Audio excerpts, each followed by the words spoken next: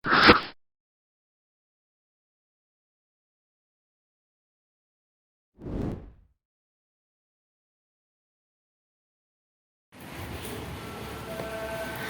teman-teman santri, Assalamualaikum warahmatullahi wabarakatuh.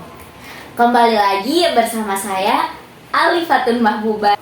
Nah, pada kesempatan kali ini nih, saya nggak sendirian karena saya ditemani oleh mas-mas yang Masya Allah ganteng banget, yakni Mas Owen Nurholis. Dimana Mas Owen ini salah satu mahasiswa Unhas yang Masya Allah banget loh teman-teman. Nah, Mas Owen bisa tolong disapa teman-teman. Teman-teman yang mana? Teman-teman kita. Halo teman-teman, salam kenal. Boleh diperkenalkan? Perkenalkan nama juga. Iya. Ya, nama saya Owen Nurholis Majid. Saya asal dari Tangerang, Banten. Domisili saya di Alakoba 1 di Kuaron sana. Mas Owen ini juga merupakan salah satu santri di salah satu pesantren di Jombang ini loh teman-teman. Yakni kalau nggak salah nih Pondok Pesantren Alakoba ya Mas ya? Iya, Alakoba. Alakoba. Nah, kalau boleh tahu Mas Owen ini dari prodi apa? Saya dari Prodi Pendidikan Bahasa dan Sastra Indonesia, semester 3. Insya Allah. Sudah berapa lama ada di Jombang ini Mas? Sudah dari SMA. Di SMA mondok di Alakoba, terus lanjut di Unhas di sini. Nah, itu tepatnya pada tahun berapa Mas pas kesini? Apanya? Datang ke Jombangnya gitu. Dari tahun 2018. Nah, Masya Allah, Masya Allah. Kalau boleh tahu nih, motivasi Mas untuk datang ke Jombang ini apa? Motivasi. Iya, kayak kenapa Mas bisa pondok di sini, mondok pesantren di sini. Sedangkan juga di Tangerang nih kan juga banyak pesantren atau di tempat lain gitu. Jadi awalnya tuh dari kelas 9 akhir ya. Kelas 9 itu kalau nggak salah habis ujian itu saya ditanyain orang tua saya disuruh mondok. Tadinya saya mau mondok, saya yain kan saya mondok di Tangerang. Cuman saya nggak mau karena saya mikir kalau pondok di Tangerang kan kalau nggak betah kan rawan kabur, deket kan jadinya. Jadi saya minta yang jauh. Terus orang tua saya bawa saya ke sini di Jawa Timur, tepatnya di Jombang. Nah, kesibukan Mas Owen akhir-akhir ini apa aja nih selain menjadi mahasiswa tentunya? Kesibukannya yang paling sibuk ya di pondok. Karena di pondok itu ada kegiatan ngaji, jamaah, terus juga saya diamanahi jadi pembina di sana, terus juga jadi penjaga koperasi dan buku uang saku anak-anak. Masya Allah, sibuk sekali Mas Owen. Nah, Mas Owen sendiri merasa keberatan tidak untuk Pasti keberatan lah. Ya, pusing gitu ya Mas ya? Iya. Makanya saya di kampus saya ikut kegiatan UKM. Oh. Ini kegiatan mahasiswa. Jadi biar nggak sumpah di pondok, biar nggak pusing di pondok, saya pelampiasannya di sini. Kalau boleh tahu UKM apa nih Mas? Saya ikut UKM teater. Oh, Iya. iya. Gimana Mas, seru nggak di UKM tersebut? Seru banget. Iya. Nah, di antara kesibukan Mas ini kan Mas punya banyak kesibukan. Iya. Nah, cara untuk mengatur waktu supaya semua kegiatan tersebut terlaksana dengan baik itu gimana sih Mas? Maksudnya? Ya, supaya semua kegiatan tersebut bisa terlaksanakan gitu, supaya nggak saling bertabrakan. Cara Mas mengatur waktunya tuh seperti apa gitu? Ya kalau untuk kegiatan-kegiatan yang wajib kayak kegiatan jamaah, ngaji itu alhamdulillah masih bisa dilaksanakan ya. Kecuali ada udzur itu halangan tertentu. Ya. Untuk tidak bisa ikut kegiatan ngaji dan sebagainya itu saya biasanya izin ke pengasuh langsung. ya udah, dari semua kesibukan itu dijalanin aja sebenarnya. Jadi dibawa santai, tidak dibawa beban, itu bisa.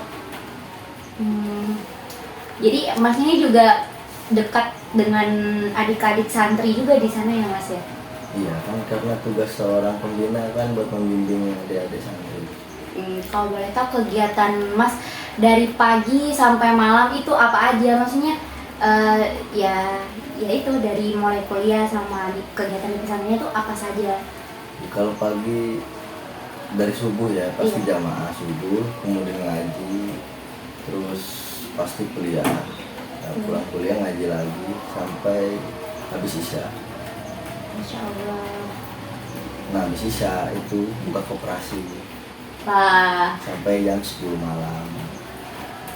Masya Allah sekali Mas Wawan ini. Udah biasa aja.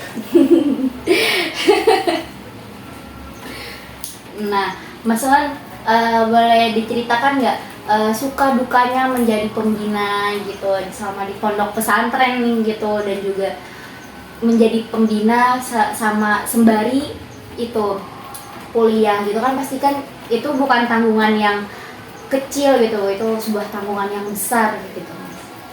Ya kalau jadi pembina kan sebenarnya kan buat melatih diri, buat apa namanya, membimbing anak. Ya pastikan saya nanti juga pasti punya anak. Ya. Nah itu saya dilatih di situ untuk membimbing anak-anaknya ke arah yang benar, gimana caranya biar nggak nakal, biar nggak kabur-kaburan, biar nggak males-malesan. Nah untuk dukanya itu kadang memang apa ya, saya kan pastikan komunikasi sama wali santrinya. Nah itu kadang di saat saya lagi kegiatan selain di pondok, itu wali santri itu mesti menghubungi saya terus buat menanyai kabar anak-anaknya gimana di pondok gini gitu. Ya dukanya cuma dengan orang tuanya si wali santrinya. Kan pasti pada awalnya itu kan bukan hal yang mudah ya Mas. Awal-awalnya tuh untuk membiasakan diri supaya Mas itu semua kegiatannya tuh terlaksana tuh gimana Mas gitu, awal-awalnya gitu. Awal-awal dari mana ini? Ya awal-awal Mas itu, maksudnya awal Mas dikasih tanggungan itu sebagai pembina, sebagai penjaga koperasi dan macamnya itu. Ya memang awalnya akobah itu apa ya, saya awalnya juga dari mahasiswa biasa di sana, cuma ikut ngaji-ngaji aja, nggak diamanah ini. Nah kemudian dari pihak pengasuh itu merubah sistem di pondok, jadi semuanya itu ditanggung sama pembina. Nah jadi mahasiswa yang di sana itu dijadikan pembina semua untuk mengatur ketertiban pondok juga. Nah awalnya itu dari situ. Oh begitu. Kendala paling besar nih untuk Mas yang menjadi mahasiswa, menjadi pembina dan juga mahasiswa itu apa sih Mas? Kendala ya cuman waktu sebenarnya, kendalanya di waktunya itu. Karena kan dari izinnya itu saya kan udah berapa kali izin tuh udah banyak sekali. Terlalu banyak kegiatan ya Mas? Iya. Tapi masih sempat istirahat nggak Mas untuk itu? Ya istirahat itu cuma malam. Masya Allah sekali Mas Wawan ini ya teman-teman. Nah, selain itu kayak manfaat yang Mas rasakan untuk saat ini apa? Manfaat jadi apa? Ya menjadi pembina itu dan ya semuanya. Ya jadi pembina kan dilatih untuk bertanggung jawab kan. Iya. Nah, dari tanggung jawab itu pasti ada manfaatnya untuk diri saya ke depan nanti. Untuk misal udah terjun ke masyarakat, untuk terjun ke dunia pekerjaan saya kan jadi, oh ini saya udah pernah kayak begini gitu kan, jadi manfaatnya di situ. Ya. Pada ininya tuh untuk kedepannya juga banyak ya Iya, Mas ya. untuk masa depan sebenarnya. Nah, plan Mas Wawan sendiri untuk kedepannya gimana gitu? Apa plan Mas 2 tahun atau 3 tahun ke depan setelah Mas lulus atau itu? Ya tujuan saya cuma buat kuliah tepat waktu aja ya.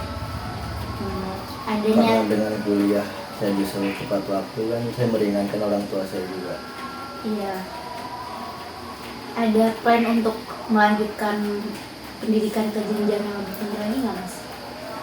Sebenarnya pengen, cuman kan itu gimana nanti saya berjalannya waktu. Iya. Masya Allah sekali Mas Owen ini.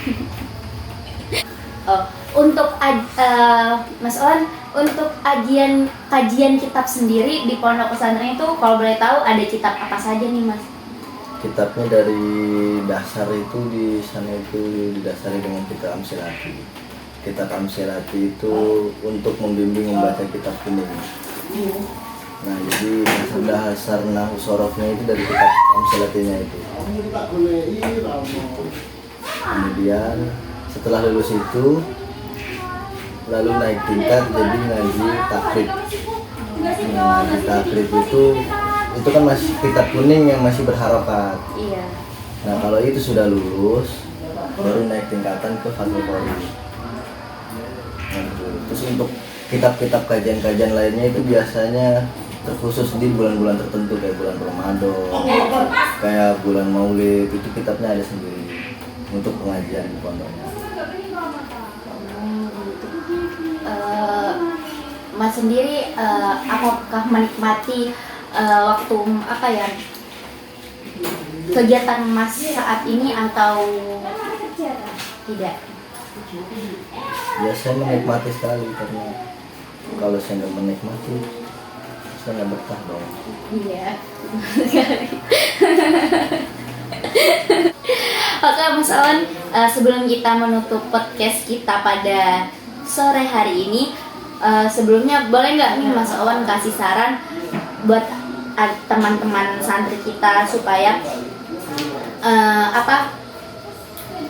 hidupnya lebih tertata dan juga tips-tips juga tentunya ya Mas Owen, supaya tidak terlalu merepotkan pembina nih saat berada di pondok pesantren, apalagi buat teman-teman kita yang mempunyai rencana untuk masuk ke pondok pesantren. Boleh dikasih saran Mas Owen? Kalau saran saya sebagai pembina untuk adik-adik ya harus manut sebenarnya. Jadi peraturan-peraturan dari pengurus itu kan pasti dibuat peraturan itu harus dilaksanakan oleh adik-adik santri. Karena apa ya? Saya juga kan dulu pernah SMA, saya juga pernah jadi bagian dari adik-adik santri juga. Di situ saya nggak pernah macam-macam, saya manut. Saya nggak pernah macam-macam, saya manut ke kakak pengurus, saya manut ke pengasuh, manut ke semuanya. Jadi ya dengan berjalannya waktu pasti manfaat buat ilmu saya, buat ilmu. Jadi kita mau menanyakan hal-hal apapun ke kakak kelas jadinya di ibaratnya bahasanya di apa sih namanya? Diikuti gitu. Enggak, jadi kalau kita baik, kalau kita manut ke kakak-kakak pembina, kakak-kakak pengurus, pasti kan ada feedbacknya kan. Nah feedbacknya itu kalau kita kesusahan apa-apa kita pasti ditolongin, kita lagi sakit dirawat di pondok. Ya intinya ya harus nurut semuanya itu karena peraturan-peraturan di pondok itu pasti baik juga buat kita. Kalau saran saya cuma itu aja sih, intinya jangan malas juga. Kalau tips-tips supaya semua kegiatan berjalan dengan baik tuh apa nih Mas? Melihat dari Mas Owen sendiri kegiatannya kan padat gitu, tapi alhamdulillah kegiatan masih berjalan dengan baik. Tips-tipsnya?